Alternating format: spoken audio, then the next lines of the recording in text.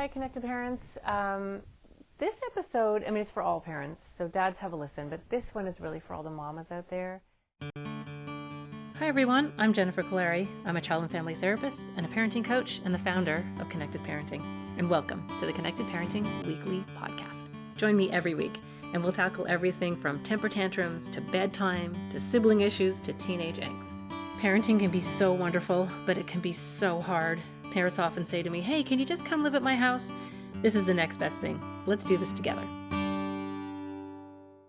This one is for the moms who just are so exhausted and trying to hold up the whole house of cards. And these are the moms that I hear, you know, if I think about this, I probably hear this a few times a week. I hear, I am the worst mother in the world.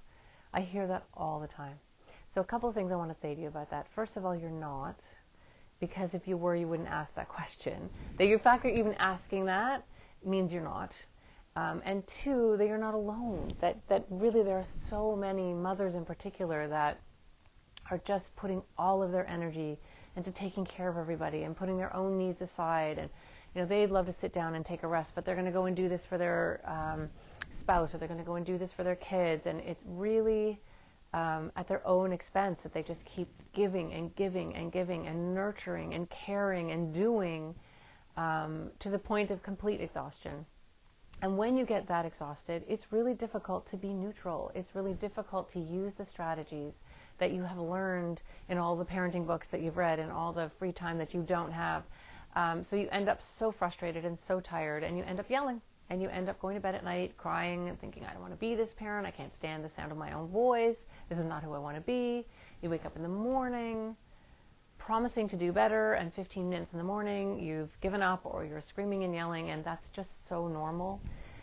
So I really want to talk about that for a second. And I think the most important thing, so if you're familiar with my work, you know how I always suggest starting with compassion and empathy, with understanding that the behavior is never the problem, it's a symptom of the problem. And anyone who's yelling or screaming or ignoring you or getting angry, that is a person who is in pain. So understanding that first is a great way to start, followed by presenting the problem, followed by setting limits. And what I'm going to talk to everyone about right now is that you need to be able to do those same things for yourself. When we expect other people to notice that we are super exhausted, we sort of walk around thinking, how come no one's noticing? How are they letting me do this to myself? But the truth is, we teach people how to treat us.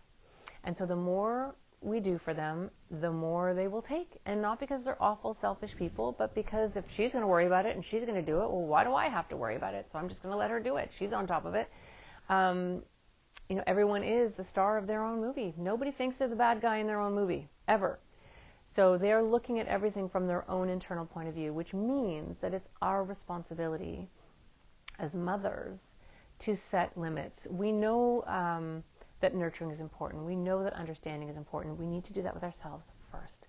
So then on those nights where we're so mad at ourselves and we're so angry, we didn't get enough done, or we left 5 things out that have to be done tomorrow, before we start berating ourselves and being angry with ourselves, be compassionate. Use the calm technique on yourself. We are all doing the best that we can, and on some days our best looks different than it does on other days, and we're carrying around a huge load, especially when we're trying to function for everybody else. There's nobody usually taking care of a mom like that. Maybe occasionally if we get sick, or if it's Mother's Day or a birthday. But most of the time, it's like, she can do it. It's fine. Especially little kids. They're not even built that way. They're not even built to understand. And even with teenagers, they go through this weird phase where they don't see us as people. They see us as ATMs and drivers. And they really have a difficult time even understanding that we have feelings. And I don't mean that they're sociopaths. I mean, they're just so self-centered and so focused on their own issues and their own concerns that they really just don't have space in their emotional world for us. And it's our job to help them and train them and teach them. But when we expect that, that's when we get really upset. When we expect that someone's going to notice, when we expect that someone's going to say, this is ridiculous, and it doesn't happen, that's when we get really upset. So we actually do have to set those limits for ourselves. So if we follow the same program, it's mirroring and nurturing yourself first. Be your own best friend. What would you say to your best friend if she came to you and said, I'm just exhausted and I've done everything today and I function for everybody and nobody cares?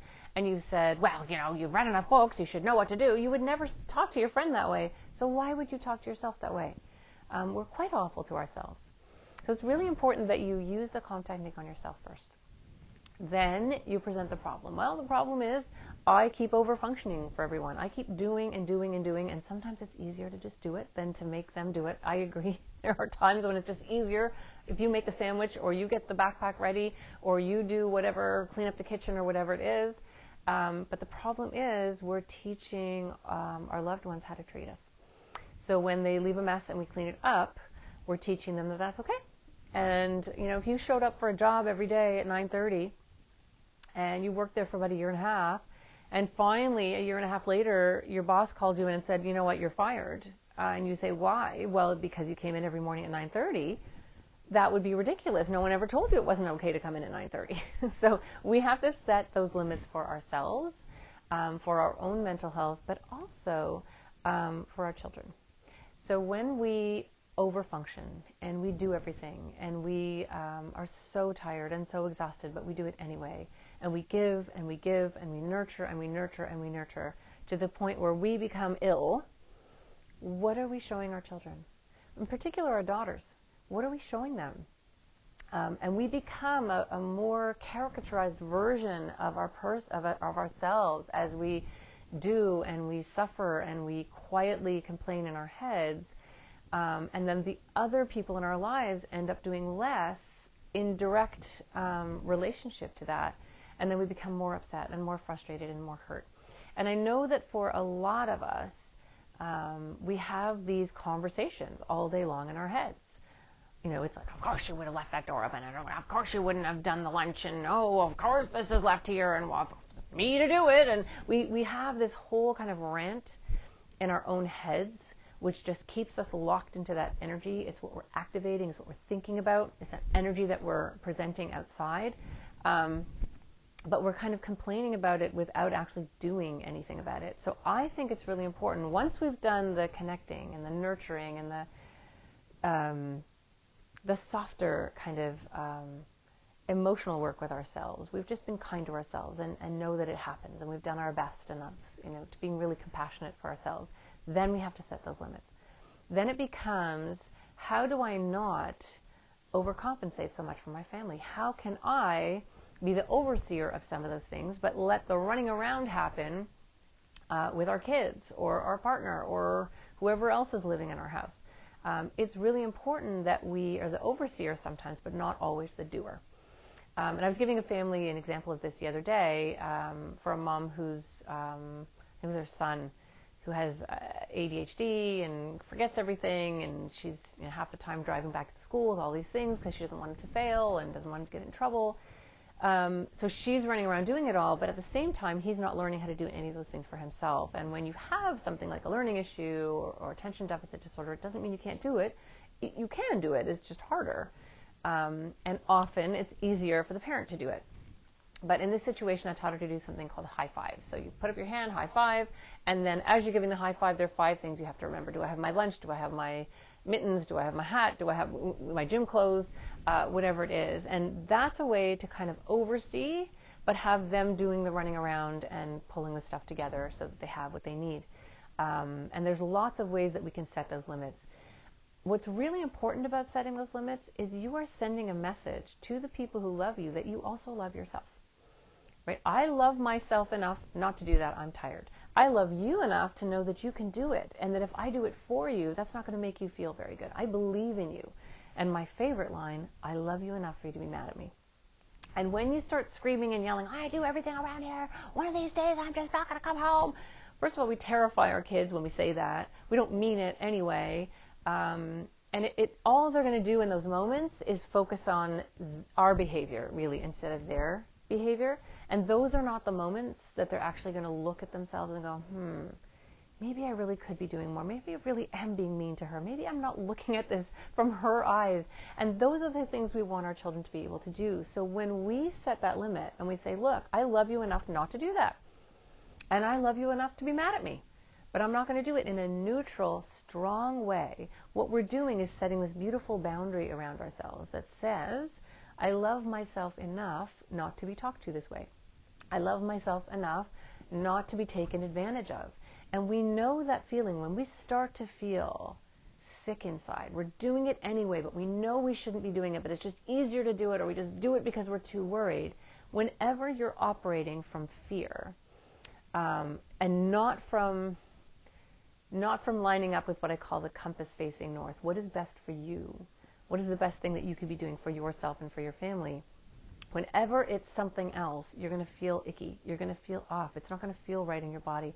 And when you're lined up and you're making a decision that's the right decision for you and for your children, that's where you're going to feel lined up. That's where you're going to actually feel strong. And the first few times you do it, it's going to feel really weird. But you'll see your children will rise. Your partner will rise. Your spouse will suddenly start to rise up to what you need them to be doing because you have taken care of yourself, because you have honored yourself in that moment. So first of all, you're not alone. Second of all, you really have to show self-compassion and use all of the same principles on yourself. Then present the problem. But the problem is, if I do it, you're never going to learn how to do it for yourself. Or if the problem is, if I do it, I'm going to use all my energy up today and I'm really tired and I need to rest, and it will get done and you need to do it. When you're setting those really strong, loving limits for yourself, you are setting an example for your children, particularly your daughters, who are going to be watching you. And knowing that that's actually an incredible way to love them as well, by believing in them, that message of confidence, I know that you can do it.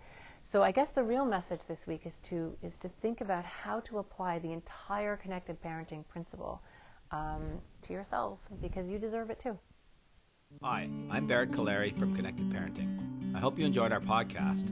And don't forget to check us out on the web at connectedparenting.com and like us and follow us on Facebook.